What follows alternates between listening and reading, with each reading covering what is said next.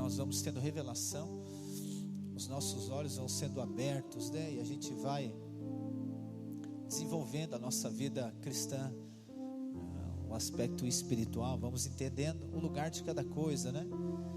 E os dias que nós vivemos são dias, né, agitados, são dias perturbados, no certo sentido, né? Mas a graça de Deus nos encontrou, porque somente nele há descanso, somente nele há aquilo que nós necessitamos, aquilo que nós ansiamos, né? Talvez você ainda não chegou a esse lugar, talvez você ainda esteja procurando, e a minha oração é para que hoje seja esse dia. Talvez você ainda está procurando em outras coisas, mas eu quero dizer, aquilo que você está procurando em outras coisas, em outros lugares, isso está em Jesus, somente nele está as coisas, nele está aquilo que nós precisamos, porque ele traz esse descanso que nós necessitamos. E eu tenho sido impactado pelo Evangelho, irmãos, e a graça de Deus tem sido revelada. Oh, irmãos, como é poderoso esse Evangelho, como é poderoso. E quando eu vou desfrutando das Escrituras Sagradas, cada vez mais eu vou vendo o quão Deus é bom.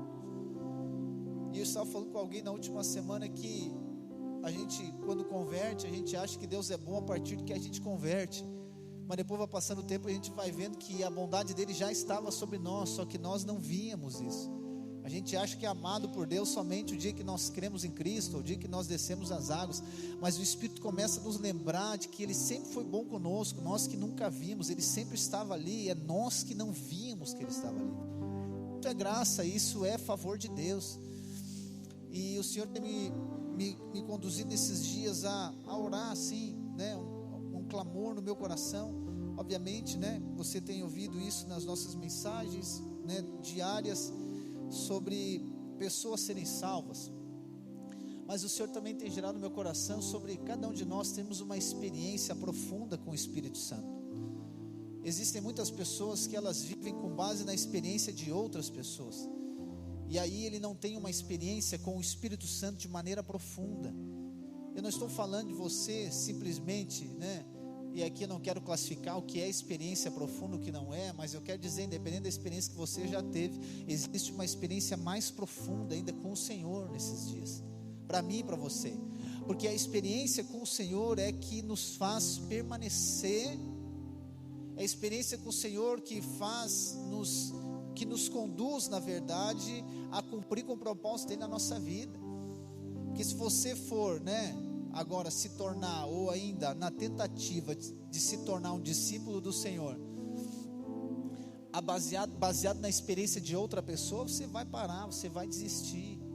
Então, nesses anos todos que eu conheço o Senhor, e estamos também liderando a igreja, tenho visto quantas pessoas elas desistem, elas param.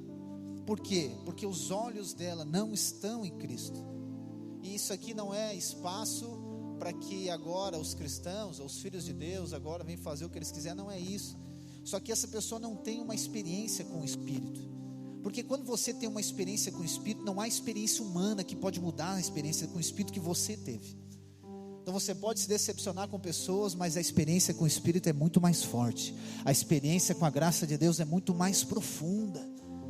E aí existem hoje muitas pessoas desigrejadas, chateadas com a igreja, né, chateadas com Deus, e dizendo que é por conta de pastores, de irmãos, de igrejas que não são igrejas nada. E eu fico pensando, cara, mas é a experiência que ela teve com o Senhor. A experiência que ela teve com o Senhor não pode ser maior que a experiência de decepção que ela teve com a pessoa.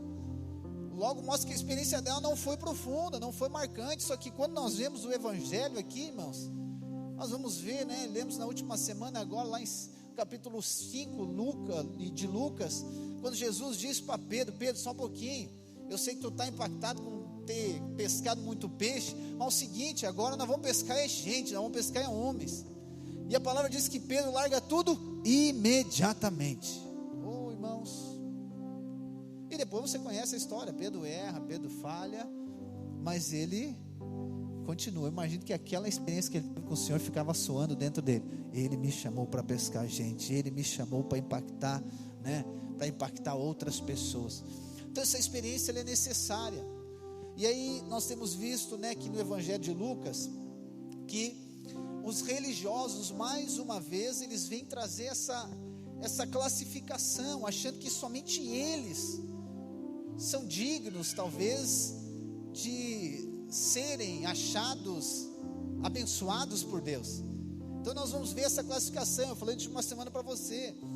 Nós vamos ver que em Lucas, então, essa classificação social. Então somente os judeus, somente os fariseus, somente eles, então, se julgam serem abençoados por Deus. Então as outras pessoas não, né? Os enfermos, os pobres, as mulheres, não, essas pessoas não, esses aqui não, eles não vão ser abençoados por Deus. Por quê? Porque eles decidiram, que eles criaram uma classe, né? Ou seja, como se fosse uma casta. Eu sou fariseu, eu sou religioso, eu sou agora filho de Abraão, então a bênção é sobre mim, mas outras pessoas não vão receber a bênção de Deus, elas não têm acesso à bênção de Deus. E essas pessoas, então, que por conta de Abraão, você conhece um pouco das escrituras, você sabe que por conta de Abraão, ela é abençoada por Deus, por conta da aliança que Deus faz com Abraão. Só que ele não tem experiência com Deus, ele está na experiência de Abraão, mas ele não teve um relacionamento com Deus, ele não tem uma experiência com Deus, ele é abençoado por conta de Abraão, e Deus abençoa por conta da fidelidade de Deus com Abraão. Mas não é que ele tem um relacionamento com Deus. Por quê? E aí a Bíblia mostra que eles não têm relacionamento com Deus, porque quando Jesus vem, eles não reconhecem que Jesus é o Filho de Deus. Eles não reconhecem, então a experiência deles está baseada lá em Abraão, e eles são abençoados. Só que quando vem o Filho, eles não reconhecem o Filho, pelo contrário, eles agora perseguem o Filho, eles perseguem a graça de Deus, ao invés de eles terem uma experiência com Deus a partir de Jesus Cristo. E aí Jesus agora vem e faz o que? Jesus vem e traz a graça para todos. Só que esses então, que estavam incluídos por conta de Abraão, eles estão agora correndo o risco de serem excluídos. Por conta de Jesus? Não, por conta deles mesmos. Não é Jesus, Jesus não exclui ninguém, é a pessoa mesmo que se exclui. E por que ela exclui? Porque ela não crê. Qual que é agora, né, a vontade de Deus? O que define se uma pessoa vai ser abençoada ou não, se uma pessoa é salva ou não, se uma pessoa é perdoada ou não? É quando ela crê em Cristo, não é a conduta dela. Então eles ficam lá baseados na conduta, eles acham que é o que eles fazem. E você, né, que nos ouve, sabe que não é o que nós fizemos que vai nos tornar aceitos por Deus. Irmãos, nosso comportamento, a nossa conduta, ela é de extrema importância. Ela é de extrema importância. A nossa conduta, ela deve glorificar a Deus. Sim, sim. Mas a nossa conduta, ela não pode ser a base para sermos aceitos por Deus. Então, quando eu chego diante de Deus e mostro a minha conduta, Deus vai dizer o que para mim? Vou impressionar Deus com a minha conduta, com o meu comportamento? Não. Porque eu só posso me chegar diante de Deus por conta de Jesus Cristo. Não existe, a Bíblia diz que a minha justiça, a nossa justiça natural humana, ela é como um trapo de imundícia diante de Deus, não vale de nada. Mas diante dos homens, né, Jesus fala em Mateus capítulo 5, que nós devemos brilhar a nossa luz diante dos homens, para que o nosso Pai seja glorificado. Ok, então aqui tem lugar para a nossa conduta, deve ser diante dos homens, para que Deus seja glorificado. Mas isso não nos faz ser aceitos por Deus. Fica fácil de entender assim, muito fácil. Só que aqui não, os religiosos, os fariseus, eles achavam que era o que eles faziam que tornava eles aceitos diante de Deus. Mas na verdade não é o que eles faziam, foi o que Abraão fez. E o que Abraão fez? Abraão creu. Só que no momento deles ter uma experiência com Deus, eles não quiseram ficar na experiência de Abraão. Então eles estavam dentro, vamos pensar uma festa, não vamos falar aqui da festa. Eles estavam dentro da festa, mas por conta desse posicionamento deles, o que acontece com eles? Eles vão sair da festa. E Jesus vai incluir outros na festa. Aqueles que não estavam, aqueles que estavam fora, aqueles que eram excluídos por eles mesmos, por os religiosos mesmos. Jesus vem para resgatar e buscar aquilo que estava perdido. Então no capítulo 14, que eu quero compartilhar aqui sobre o banquete. E que palavra fantástica essa, banquete, né, irmãos? Oh, banquete. Hoje nós estamos diante de um banquete. E o capítulo 14 é interessante, né? Que Lucas, eu falei isso na semana passada, que Lucas, ele é o único evangelho que está em ordem cronológica, ok? É o único que está em ordem cronológica. Então, quando você for ler, pode levar em conta o que vem antes e o que vem depois, porque ele escreve na sequência, para entendimento, né? Lá no capítulo 1 diz que ele escreve para uma pessoa chamada Teófilo. Então ele está endereçando uma carta, é um testemunho para alguém entender. Ele diz, eu estou escrevendo aqui para que ele entenda. Então ele escreve de maneira cronológica. Então no capítulo 14, Jesus, ele está na casa, na mesa de um fariseu, e ele cura um enfermo no sábado. E isso já não é uma novidade para nós. Jesus, ele cura no sábado. Então no começo há muita revolta, mas depois meio que eles vão vendo, cara, não tem o que fazer, não tem como segurar ele vai lá e cura no sábado mesmo. Só que Jesus, sempre que cura no sábado, ele pergunta para as pessoas, gente, é lícito salvar alguém no sábado? Que você sabe que o sábado, então, ele é o dia santo para os judeus. Então o sábado é o dia do descanso, não pode fazer nada. Então Jesus vai lá e cura, e ele pergunta, se o teu filho tivesse passando necessidade, você ia ajudar ou não ia ajudar? Se alguém estivesse morrendo, você ia ajudar ou não ia ajudar no sábado? Aí o que Jesus quer dizer? Jesus está mostrando, Jesus quer redirecionar eles. Gente, só um pouquinho, o sábado ele apontava para uma coisa, não é o final da história. Até que o momento ele diz, eu sou o Senhor do sábado. Então o sábado é o descanso, e o descanso é Jesus, ele é o nosso sábado. E aí Jesus faz isso, só que depois, né, aqui no capítulo 14, Jesus ele começa a preparar, eu imagino, para contar a parábola da grande ceia, do banquete. E ele fala para eles, gente, é o seguinte, quando vocês forem numa festa, está falando aqui para os judeus, está na casa de um fariseu e está compartilhando com eles. Quando vocês forem numa festa, não senta nos primeiros lugares. Aí eu sei que, né, todo mundo que lê isso, pastor, então tá, não dá para nem sentar e no primeiro lugar, eu não sento. Não, tem que entender o contexto que ele está falando isso. Ele está falando para quem? Para os judeus. Lembra que eu falei para você que ele já se considera maior do que qualquer outra pessoa. Então ele mesmo, né, honra a si próprio. Então Jesus está dizendo, quando você for numa festa, não senta lá nos primeiros lugares. Por quê? Porque pode chegar o dono da festa e dizer para você, levanta e dá lugar para outro. E aí quando acontecer isso, você vai passar vergonha. Então senta atrás, para que quando ele quiser chamar você, vem para frente, você vai ser honrado. Só que olha, preste atenção em mim, irmãos, não precisamos de ter revelação para ler a palavra. Nós precisamos ler a palavra com os olhos corretos, né? E aí nós ensinamos, é a cultura do reino, né? Você deve sempre servir outra pessoa, os mais velhos, as mulheres grávidas, com criança no colo, aquela história toda, amém, aleluia. Mas não é disso aqui que Jesus está falando. Jesus está falando para os judeus. Jesus está falando para os judeus, gente, é o seguinte, quando vocês chegarem na festa do Messias, não pense que vocês já estão dentro da festa, porque vocês são judeus. Não se coloque dentro da festa porque é judeus, não. Ou seja, não pense que vocês merecem. Não pense que vocês merecem. Por quê? Porque se vocês acham que merecem, o que vai acontecer? Fica de fora da festa. Então é o seguinte, como que eu participo dessa festa? É sabendo que eu não mereço. É sabendo que eu não mereço. Quando eu sei que eu não mereço, e esse saber que eu não mereço não é um da boca para fora, mas é a fé, eu não mereço, o que acontece? Aí o pai diz, vem para cá, porque não é pelo teu mérito, mas é por conta da graça, é por conta do Filho. Então nós vamos ver isso nas escrituras. A pessoa, muitas pessoas acham que a pessoa que vai ser salva é aquela pessoa que comporta bem. Esqueça, não. Porque a pessoa que comporta bem, ela acha que merece ser salva, ela acha que merece ser abençoada, e quando ela acha que merece, ela se credencia baseado no que ela faz, ela está totalmente fora, ela não é abençoada. Por quê? Deus só abençoa quem não merece. Pastor, quer dizer que eu tenho que fazer tudo errado? Não, faça tudo certo, mas saiba que o que você faz certo não é o que qualifica você, e sim a graça de Deus que está em Cristo Jesus. A pessoa vai lá, então pastor, eu fiz tudo certinho, então agora eu estou enfermo, eu vim aqui receber, porque eu fiz tudo certo, Deus vai me curar. Não vai, porque é a graça, não é o mérito.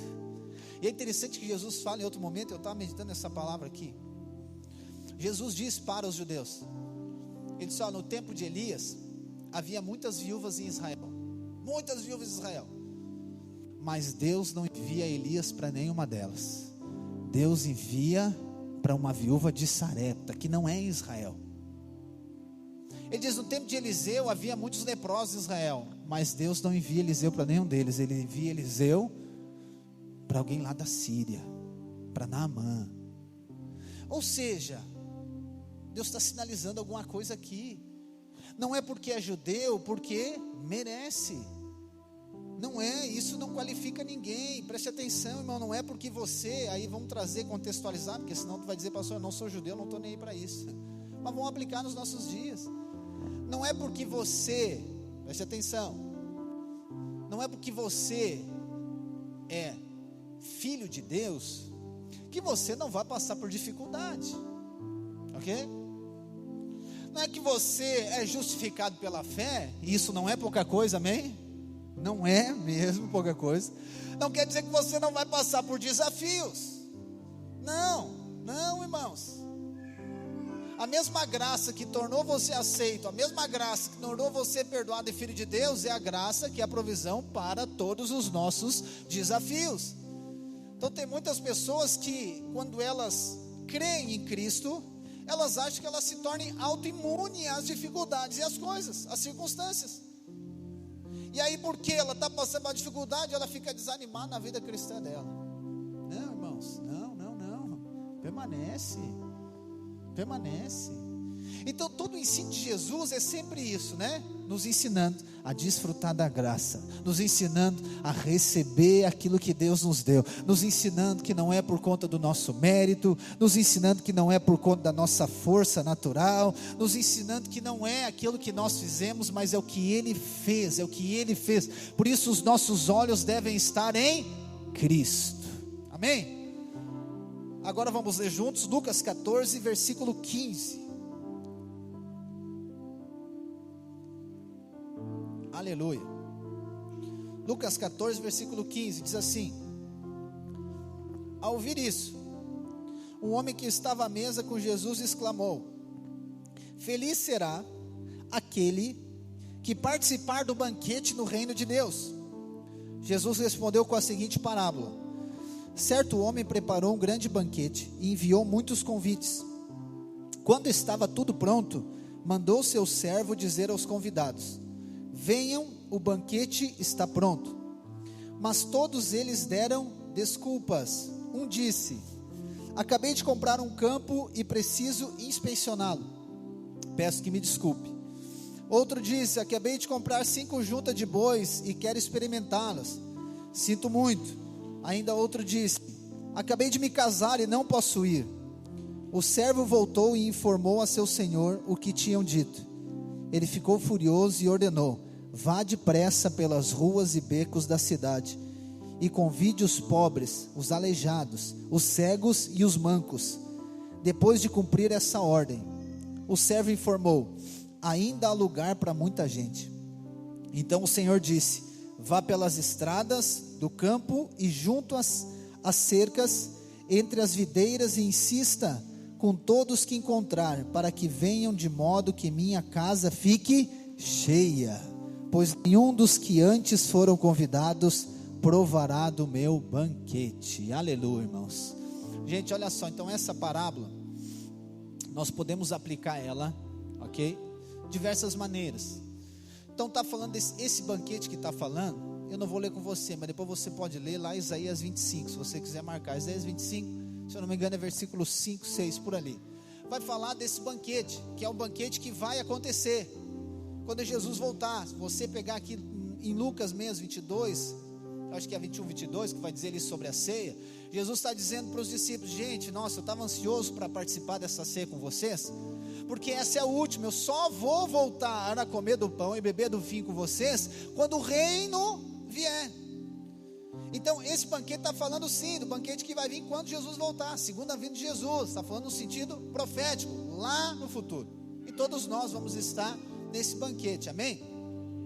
Mas também esse banquete está falando daquilo que está acontecendo naquele momento, porque Jesus Cristo diz em João capítulo 6, e é o próximo evangelho que nós vamos ler, Em João capítulo 6, Jesus diz o quê? Eu sou o pão vivo que desceu do céu. Deus está dizendo, eu sou. Aquele maná que comer no deserto apontava para mim, eu sou o pão vivo. Então eu sou a comida, eu sou, né? E quem comer de mim, por mim, ele viverá.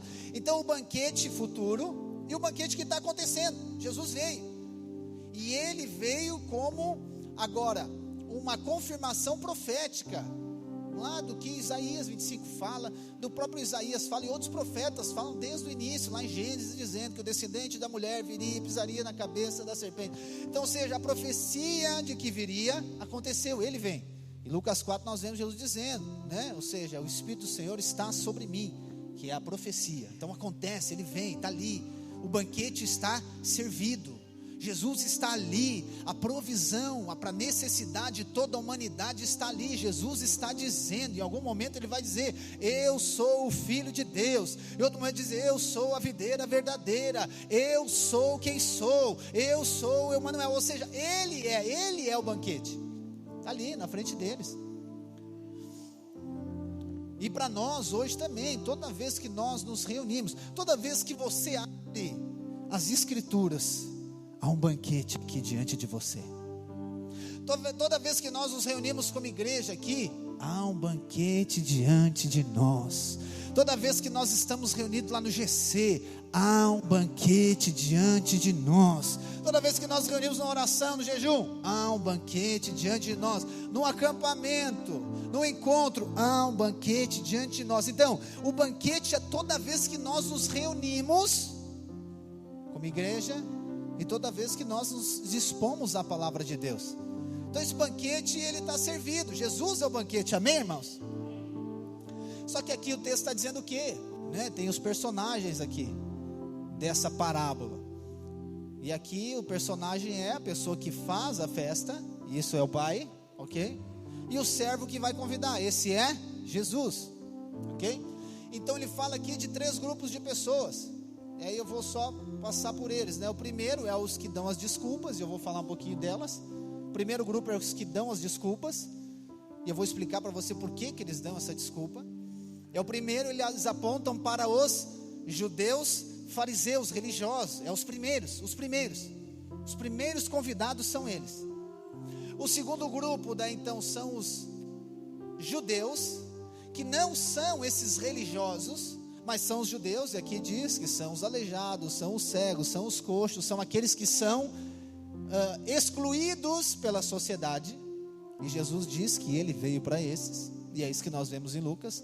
E o terceiro, que são os gentios, que depois mesmo de ter convidado, né, os necessitados, o servo, que é Jesus, volta dizendo, ainda tem lugar na casa, e diz, então agora vai e convida todo mundo. Esse aponta para os gentios, que somos nós. Só que olha só como que funcionava o banquete, irmãos. Banquete é coisa de reino. Banquete é coisa de reino. Na última semana nós falamos, na quarta-feira, sobre Jesus estar à mesa na casa de Simão, o fariseu. E a mesa é o lugar de compartilhamento. A mesa é o lugar de desfrutar da nobreza. Então é muito sério, né? Eu falei para você que é muito sério a pessoa ser um anfitrião. É muito sério a pessoa oferecer um banquete. Como é muito sério a pessoa que é convidada para um banquete.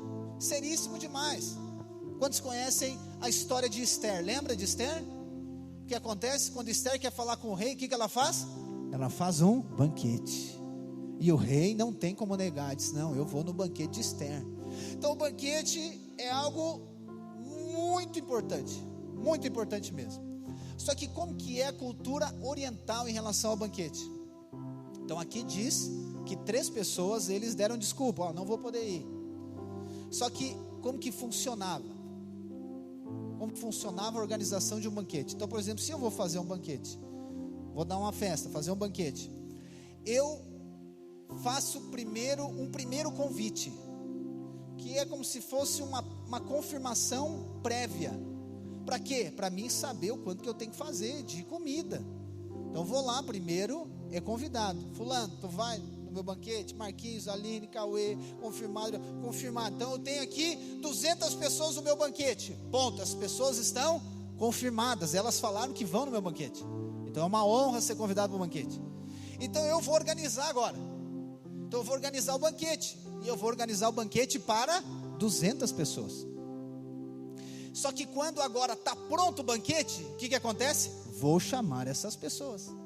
Então esse aqui, quando essas pessoas são convidadas para o banquete, elas já tinham confirmado que iriam estar. Não foi o primeiro, elas não sabiam, mas eu nem sabia.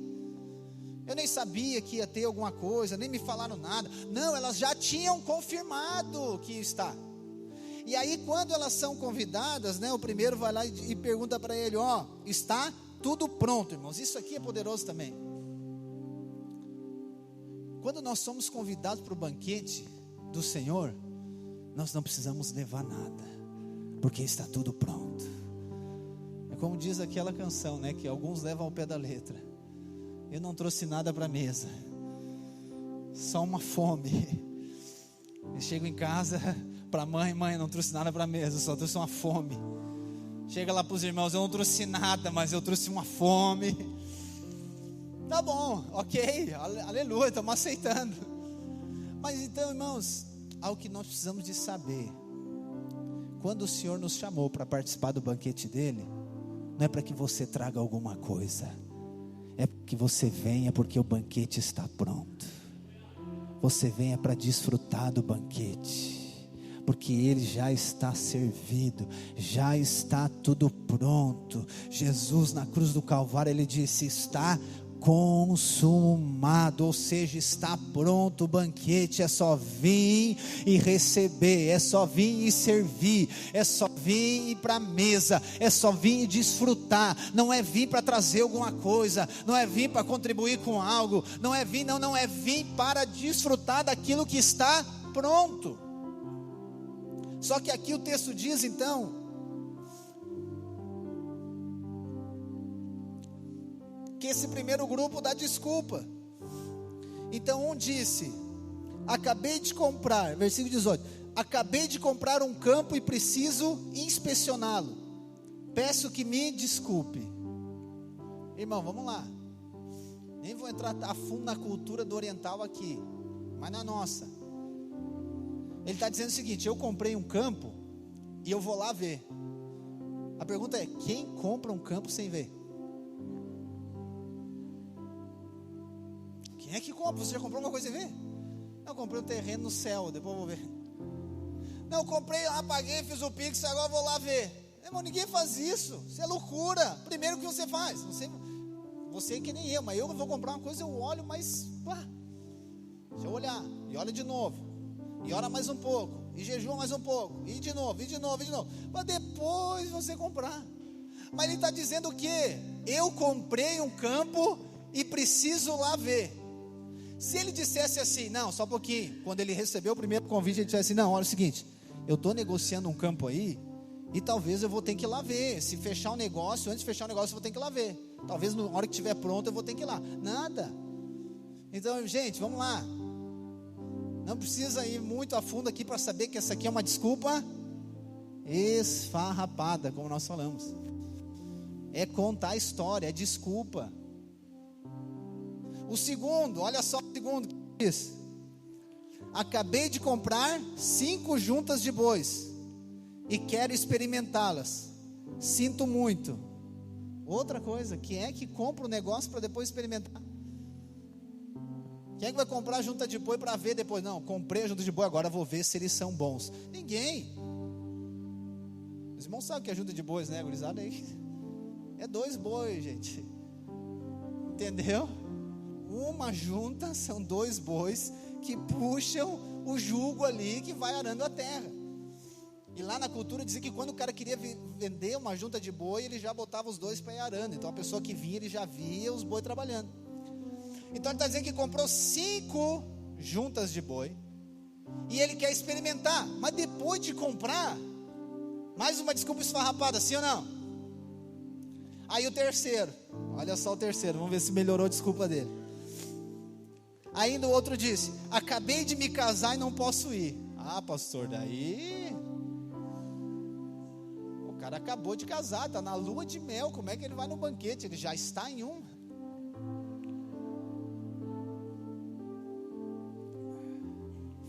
Ele não tinha acabado de casar. Isso aqui é historinha para boi dormir. Essas 3 desculpas apontam para 3 aspectos que podem impedir, preste atenção, você de desfrutar do banquete de Deus. Primeiro, o campo representa o quê? Representa, Lucas falou aqui, representa as suas posses, as suas posses, aquilo que você conquistou. Pastor, não posso ir no culto hoje, porque eu tenho que fazer uns negócios ali, eu comprei lá e sabe como é que é, né, pastor? Não vai dar. Senhor, eu não posso estar reunido com os irmãos, eu não posso fazer, por quê? Porque, eu tenho as minhas preocupações, Senhor. Eu tenho as minhas coisas para preocupar. Quando a pessoa fala assim, o que eu vou dizer? Eu vou dizer para ela, não vai, vem para cá. Não tem, ela está dizendo. E não é só para o pastor, fala para todo mundo, fala para Deus, fala para o Espírito Santo. Só que ela acha que está dando uma desculpa coerente. O segundo, comprei a junta de bois, aponta para quê? Para o trabalho. A pergunta é, tem que trabalhar, irmão, sim ou não? Sim ou não? Mas o trabalho pode impedir você de desfrutar do banquete de Deus para você. E o pastor está dizendo, mas é muito fácil para ele. Ele não trabalha. É só pastor, não trabalha. Irmãos, todos nós temos que trabalhar. Todos nós temos que trabalhar. Todos. Você deve trabalhar e muito. Porque quanto mais você trabalhar, mais graça vai fluir na sua vida. Mas o trabalho pode impedir você de desfrutar. Pode impedir você de desfrutar do banquete de Deus para você. Porque o trabalho você crê que foi Deus que deu, sim ou não? Mas aquilo que Deus dá para você não pode se tornar maior, mais importante que Ele. Não pode se tornar mais importante, não pode se tornar prioridade. Não pode, o Senhor é a prioridade. O banquete do Senhor é a prioridade. Então aqui aponta para o trabalho. É trabalhar? Sim, mas nós não dependemos do trabalho, não dependemos das nossas posses, nós dependemos de Deus, dependemos do Senhor. O terceiro, que diz que casou, isso aqui aponta para quê? Para os relacionamentos. Eu não vou ler, mas depois você continua lendo, né? Depois, Jesus vai dizer o seguinte: aquele que quiser ser meu discípulo, ele precisa abrir mão de algumas coisas. Então, gente, olha só, para que você desfrute do Senhor, daquilo que Ele tem para você, você precisa colocar Ele como uma prioridade na sua vida. Pastor, quer dizer que eu não vou trabalhar, que eu não vou fazer outra coisa? Não, você vai fazer tudo, mas o Senhor é a prioridade. O Senhor deve ser a prioridade. Lembra da viúva de Sarepta? É isso que eu estava pensando aqui. Quando Elias vai na viúva de Sarepta, não sei se você conhece a história, Jesus chega diante dela e ele pede para ela alguma coisa para comer. Ela diz: eu não tenho coisa para comer. Eu não tenho coisa para comer. Eu só tenho um pouquinho de farinha e eu vou fazer um pão. Eu vou comer o meu filho e nós vamos morrer. Aí Elias diz o quê? Não, pega essa farinha que tu tem e faz um pão para mim. Depois tu vê o que tu vai fazer. Nossa, mas que Deus mau, está tirando o pouco que ela tem. Que coisa horrível, olha só, ela nem vai poder nem morrer em paz. Deus estava tirando algo dela, mas não era a provisão. Deus estava tirando o medo dela de faltar. E eu estava meditando aqui e o Espírito Santo falou comigo. Tem muitas pessoas que não conseguem desfrutar do banquete de Deus, porque eles têm medo que vai faltar. Você tem medo que vai faltar? Pastor, eu tenho que trabalhar. É porque você tem medo que vai faltar. Pastor, eu tenho que fazer isso. Você tem medo que vai faltar. Você tem medo que o Senhor vai cuidar de você. Você tem medo. Mas o Senhor quer conduzir você a uma experiência de dependência total dEle. Imagina só, você está, não sei se você já passou por isso. Eu já passei inúmeras vezes. Você está lá, Deixa eu dar um exemplo aqui interessante para você. Você está pagando uma conta, ok? Só que quando você está pagando essa conta, ou você está comprando alguma coisa no mercado, é mais ou menos que nem a viúva, não tem mais. Não tem mais de onde tirar. Você está comprando um negócio pedindo desconto, não é porque você quer desconto, é porque você não tem mesmo para comprar tudo, você tem que pagar ali. Você vai pagar uma conta, você vai dar uma oferta, você vai dar um dízimo, mas é o último que eu tenho, não tenho.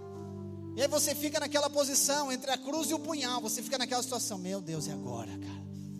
E aí você vai fazer com aquele coração aqui, diz, meu Deus, não tem mais. E aí você lembra que tem as crianças, que tem a mulher, que tem isso, que tem aquele outro, e a pressão fica. Aí você fica com medo. Só que aí você vai pela fé. Você pela fé vai lá e faz. Aí você vai lá e entrega, quando vê o Senhor supre de outro lugar. E você diz, uau, oh Deus, por que eu fiquei naquela tribulação toda? Não precisava. Ou quando você vai comer ali a última refeição, não tem nada. Você olha para o armário, não tem nada. Olha para o outro, não tem nada. Só tem sal e água. Tomar uma água salgada. Não tem. Você tem lá, eu lembro quando eu era adolescente, nós estávamos nos anos da vaca magra, bem magra, mirrada. E aí na época, era um pão para cada um, cacetinho para cada um. Irmãos, eu lembro, eu picava aquele pão, acho que umas 30 porções. Sério. Eu tinha uns 12 anos. Eu picava em 30 porções, para quê? Para que parecia que era mais, entendeu? Não era só um pão, era 30 pedaços de pães. Então eu comia um por um, bem tranquilo. E eu lembro que quando ia chegando no final, eu lembrava, cara, mãe, é só amanhã para comer o outro, não tem. Então o medo. Só que eu quero dizer para você, as desculpas parecem ser boas, e não é desculpa para mim, para você, não é desculpa, não, é diante do Senhor. Se eu e você tivermos revelação da provisão abundante que já está liberada para nós, do banquete que já está liberado para nós, o medo vai embora. Então é o medo de faltar dinheiro, é o medo de faltar o recurso, é o medo de faltar a saúde, é o medo de faltar cuidado, é o medo de Deus me guardar, Deus guardar minha família, Deus guardar o meu negócio, de Deus fazer as coisas acontecer. Então é o medo. Eu e você não podemos ser governados pelo medo. Eu e você somos governados pelo Senhor. Eu e você dependemos do Senhor. E o tempo é este, não dá mais justificativa, irmãos. Não dá mais justificativa, não. O Senhor chama, você vem. Eu estava vendo essa semana, começou, né? É que enfim, tem tanta coisa que a gente não tem acesso, mas às vezes começa a noticiar algumas coisas. Então começou mais uma vez uma forte perseguição aos cristãos no Oriente Médio, mas assim descarado. E eu fiquei imaginando aqueles irmãos, eu digo, cara, aqueles irmãos diante da espada. Não me deu vontade de ir para lá, com certeza. Não é isso. Mas eu fico olhando, Senhor, nós temos tanto acesso hoje. Nós temos tanta igreja, nós temos reunião, nós temos o GC, nós temos palavra, nós temos Bíblia, nós temos igreja, nós temos comunidade, nós temos pessoas para contar, nós temos tanta coisa, Senhor. E a minha pergunta foi, nós estamos desfrutando de tudo aquilo que Deus tem nos dado? Eu não me sinto acusado, não, mas eu fiquei pensando, será que eu tenho desfrutado de tudo aquilo que o Senhor tem me dado? Ou será que eu tenho usado alguma justificativa, por A, por B, por C, entendeu? Para achar alguma coisa de crise, que na verdade quando eu olho para aquela situação que eles estão passando, não existe crise diante daquilo, irmão, de desfrutar. Só que aqui o texto diz que quando esses três, isso aqui que é poderoso, é isso aqui que é confrontativo, isso aqui é graça subversiva mesmo, que quando os primeiros dão justificativa, o Senhor diz que ele fica muito irado, o dono da festa, mas ele não age de vingança. Ele diz, vai lá e convida outras pessoas. É porque talvez esses três achavam que não ia acontecer mais festa por causa deles, né? Não, nós vamos estar, não vai ter. Aí o Senhor diz o quê? Não, vai lá e tem outras pessoas, chama outras pessoas, porque a festa está pronta. Aí Ele chama as pessoas, elas vêm, ainda tem lugar. Ele diz, ainda tem lugar. Pode chamar mais gente, porque a minha vontade é que a minha casa fique cheia. Oh, irmãos, isso mexeu comigo. Porque nós queremos, né? Como um pastor, alguém que tem encargo no coração pela sua vida e daqueles que Deus confia, nós queremos que todos estejam participando do banquete. Todos. E tem algumas pessoas que dizem, eu não quero. Ok, não tem como forçar. Não tem. A gente fica assim, cara, mas como assim? Você não quer, daí ela acaba desculpando, ela acaba desprezando. Nós vamos lá, encorajamos, cara, vamos estar junto no DNA, né? A inscrição finaliza, não quero. Não quero, não vou. Tá bom. Vamos estar junto lá no GC? Não, também não vou. Jesus. Não, vamos estar junto no acampamento? Não gosto de acampamento, também não vou. Não, vamos estar junto no culto? Não, também não vou, teve uns problemas e não pude ir. Aí a gente fica assim, cara, que coisa, né? Eu digo, mas tem alguma coisa errada, eu acho que sou eu que não sou um bom pastor. Não penso isso. Mas fico pensando, cara, mas tá pronto, é vir desfrutar, é vir comer, é vir receber, é vir e receber da graça de Deus, é vir ser transformado, é vir desfrutar do perdão, do favor, é vir receber a cura, é vir ser encorajado, é ser ativado e nada. Mas por vezes nós temos que ter cuidado, irmãos. Por quê? Porque tem pessoas que elas não querem. E o que o Senhor está dizendo para nós? Vamos convidar mais gente, porque a casa vai ficar cheia. A casa vai ficar cheia. Tem muita gente que o Senhor vai salvar. Tem muita gente que tem necessidade. Tem muita gente que está assim, somente esperando esse convite do banquete. E aí eu lembrei, até vou fechar aqui para me parar, de uma visão que eu tive alguns anos atrás. E ela saltou no meu coração de novo essa semana. Muitos anos atrás, você já ouviu isso?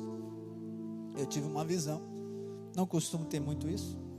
Tive uma visão de uma mesa, sim, do banquete. Mesa do banquete. E muitas pessoas sentadas na mesa. Muita gente sentada na mesa. E à medida que eu olhava nessa mesa, as pessoas, tu via, né? Muitas pessoas que elas estavam como se fosse assim, reluzente, brilhando. Nossa, a pessoa ela está recebendo. Sabe, ela está recebendo. Mas ia passando a imagem assim, eu comecei a ver algumas pessoas raquíticas sentadas na mesa, como se fosse um prato na frente dela, com tudo que ela precisa, e ela estava ali, raquítica.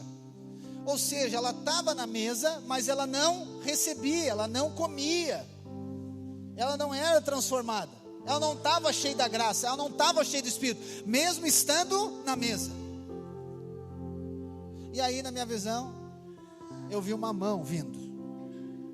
Não uma mão. Uma mão vindo e tirando o prato da frente dessas pessoas e levando para outro lugar da mesa. E aquilo mexeu muito comigo, irmãos. Muito comigo. E eu não sei, a percepção que eu tive é que era uma espécie de juízo de Deus. O juízo de Deus não é pesar a mão sobre você. O juízo de Deus hoje, ainda não é o juízo, vai vir o juízo das nossas obras, aquela história toda que a gente sabe. Mas o juízo de Deus hoje é tirar aquilo que está disponível para você e dar para outra pessoa. Que a Bíblia diz, aquele que tem pouco, se ele não se apropriar, até o que ele tem vai ser tirado e vai ser dado a outro. E com todo zelo no meu coração, amor e encargo por você, valorize aquilo que Deus tem dado para você. Valorize a oportunidade que Deus tem dado para você. Desfrute intensamente da graça de Deus. Não use justificativa para se apropriar do favor de Deus. Não use nada. Não diga que é uma pessoa, não diga que é outra pessoa, não diga que é você. Não tem justificativa nenhuma. A mesa está posta, o banquete está pronto. O tempo não é de eu trazer algo para a mesa, o tempo é de eu receber, o tempo é de eu me apropriar, o tempo é de desfrutar, o tempo é de eu me aprofundar no Senhor, de receber da graça de Deus, de receber do favor de Deus, de desfrutar, de ser transformado, de ser encorajado, de ver na minha casa ser impactada, a minha empresa, o meu negócio, a minha vida, o meu casamento, os meus filhos ser totalmente impactados pela graça de Deus, mas ainda assim a graça de Deus fluindo através de mim, e a casa do Senhor sendo cheia através da minha vida, eu agora recebendo, mas eu agora liberando, eu agora compartilhando da provisão que eu estou cheio, porque a mesa está pronta, irmãos. Muitas pessoas, Jesus fala, né? Nós lemos isso em Mateus. Jesus diz: muitos gostariam de receber aquilo que nós estamos recebendo. Muitos reis, muitos profetas, muitas pessoas queriam, mas nós estamos recebendo. Isso é graça. Isso é graça, irmãos. Isso é graça de Deus. A graça é para nós. O Pai entregou o Filho entregou a vida dele. Então desfrute da graça de Deus. Não tente merecer a graça de Deus. Não tente conquistar. Não tente resistir. Não tente agora ser aquela pessoa, né? E aí eu lembrei essa parábola, eu lembro da minha avó, irmãos. Que saudade da minha avó. A minha avó, você já sabe da história, mas eu preciso contar de novo. Nós íamos almoçar na casa da minha avó, irmãos, a mesa era cheia. Ela fazia almoço de domingo, né? Reunia o pessoal todo. Carne de panela, não estamos em jejum para falar, né? Carne de panela, maionese, arroz, massa caseira, salada disso, carne de porco e não sei mais o que. A mesa era, uau, aquela loucura. Fogão a lenha, tinha sopa.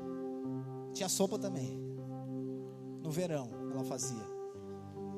Sim. E batata cozida, e assim, bom, pensa, aquele negócio, aleluia, banquete, era já, Deus estava mostrando o banquete que tinha para minha vida. E aí quando estava pronto o almoço, sabe aquela coisa, tinha um bolinho conversando ali, outro bolinho conversando lá, outro lá. Ela dizia: eu não vou chamar 2 vezes, precisa ter convite especial, ou seja, está pronto a mesa, quem quiser vem sentar e come. E aí tinha um tio meu, quando nós estávamos comendo ali, e ele começava a mexer com ela: eu acho que vai faltar. Ela disse: não vai, tem coisa aqui. Eu acho que vai faltar. Ele ficava mexendo com ela. Aí ele fazia, ela ia lá no freezer, tirava mais 2 pacotes de massa para descongelar e botava ali.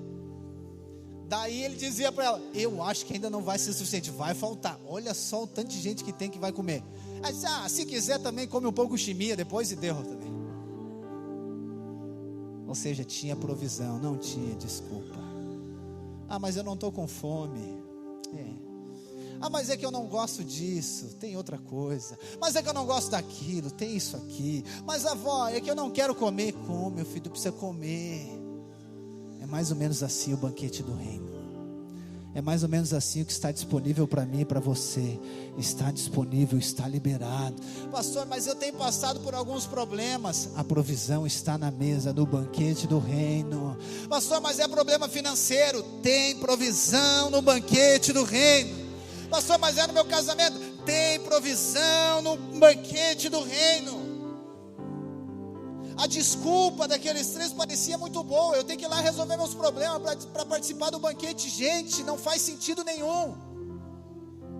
Não faz sentido nenhum eu resolver meus problemas para depois vir desfrutar do banquete. Não, irmãos, é que a provisão para os meus problemas está no banquete, está em Cristo.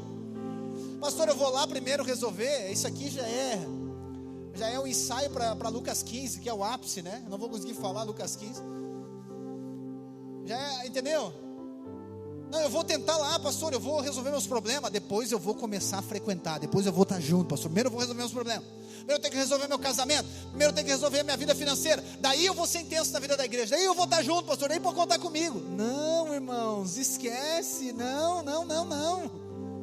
Depois que resolveu, não vai conseguir resolver. é aqui. A provisão está na casa, a provisão está na mesa, está no banquete do reino. Preste atenção em mim, que está pronto. Então não tente trazer nada para a mesa, desfrute do que está. Só que, e aí eu finalizo aqui, nós vamos orar. É uma questão de fé, é uma questão de crer. Não é algo natural, isso aqui é algo espiritual. E o Senhor tem compartilhado comigo, alguns irmãos também têm profetizado isso, e esse é o desejo do nosso coração. Que quando nós nos reunimos como igreja, a presença de Deus é a provisão para as nossas necessidades. Então, nas últimas semanas eu tive aí, 3 a 4 testemunhos de cura que aconteceu nas nossas reuniões, sem ninguém orar. Ali a irmã Lília foi semana passada, quarta-feira, isso, é a última. Na outra foi o Elzo, na outra semana o Elzo. Aí não, a outra pessoa me falou, ninguém pôs a mão. Não, no ambiente, na mesa, no banquete, o ambiente do Espírito foi lá e fez. A provisão está aqui. Pastor, eu estou tentando lutar. Irmãos, creia no ambiente da presença. Creia, é pela fé, creia. Eu sei que você está aqui. Vamos fazer hoje uma dinâmica. Vai ser bem tranquilo, você não vai precisar fazer nada, é só comer, só se servir no banquete. Mas eu sei que é desafiador. Eu sei que eu estou falando para você aqui, você está ali no seu celular, olhando o tempo, porque tem que botar o feijão de molho para cozinhar amanhã. Eu sei que você está olhando os Pix que está entrando ou não está entrando, os negócios que tem que pagar, que não tem que pagar. Você está preocupado lá. Eu quero dizer para você, banquete. Sabe quando é que o Espírito move? Quando você honra a presença dEle. Quando você diz, isso aqui sai para lá, isso aqui eu honro a presença do Espírito. Você desfruta do Espírito. Como eu falei, é uma questão de fé. E eu creio, irmãos, e o Senhor me falou hoje à tarde, que Ele vai mover no nosso meio aqui. Se você chegou aqui enfermo, você vai ser curado. Se você tem lutado contra insônia, você vai ser curado nessa noite. Pensamentos depressivos, você vai ser curado nessa noite. A presença do Senhor vai manifestar e você será curado. Essa será uma manifestação da graça de Deus na sua vida. Só que você deve receber. Receba aquilo que Deus tem para você. Entende? Crie isso. Nós estamos diante do banquete. Nós estamos diante da presença, onde as nossas necessidades são supridas. São coisas que talvez você tenha lutado há muito tempo, muitos anos. Nessa noite o Senhor vai trazer a provisão para você. Fique de pé onde você está.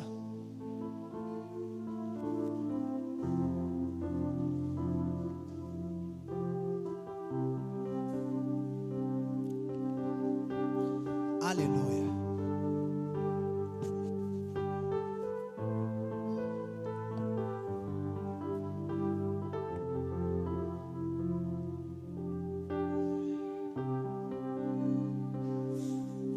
Feche os seus olhos. Aleluia. Nós vamos orar e depois nós vamos participar da ceia. Volte-se agora para o Senhor. Volte o seu coração, o seu entendimento, os seus olhos para Cristo. Talvez você tenha enfrentado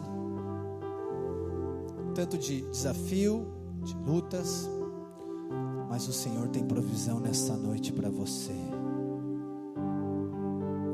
Ele está aqui, o Espírito está aqui, o Senhor está aqui. Você foi convidado para o banquete. Há uma mesa posta diante de você. Há uma mesa posta diante de você, onde todas as suas necessidades são supridas. Nós chegamos com a nossa necessidade e o Senhor nos dá a provisão. Nós chegamos com a enfermidade e o Senhor nos dá a cura.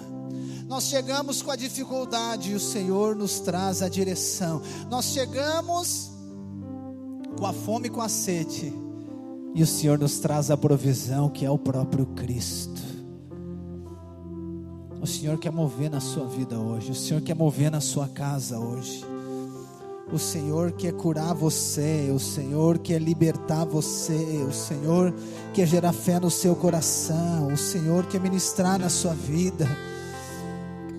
O Senhor quer derrubar com tudo aquilo que impede você de avançar. O Senhor quer tirar todo o limite.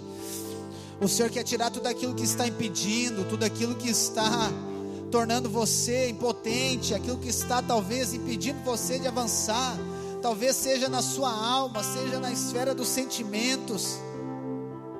O Senhor tem provisão para você nessa noite. Ele convidou você. Ele convidou você, Ele trouxe você aqui para você desfrutar dEle.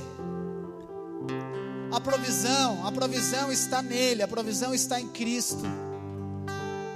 A palavra diz que Ele venceu a morte e Ele está vivo. A palavra diz que todas as coisas estão nele. Ele é o pão vivo que desceu do céu. Ele mesmo faz o banquete e Ele mesmo é a provisão para o banquete. Então agora, diante do Senhor, entenda bem, desarme-se. Desarme-se. Se desarme diante dEle. Permita Ele acessar você agora. Se torne vulnerável, frágil diante dEle. Não tente usar justificativas. Não tente usar nada. Não. Somente se chegue na mesa dEle.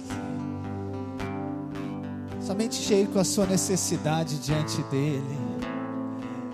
Porque Ele vai suprir a sua necessidade. Ele conhece o seu coração. Ele conhece a sua necessidade. Coloque ela diante dEle nessa hora. Tem graça para você, tem provisão para você, está pronto já. Se é uma enfermidade física, diga para Ele: Senhor, eu creio que tem cura para mim. Se há algo na sua alma, sua mente, nas suas emoções, diga para Ele. Se há algo na sua vida financeira, fale para Ele. Se há uma inquietação, se há algo, fale para Ele, coloque diante dEle. A provisão para você.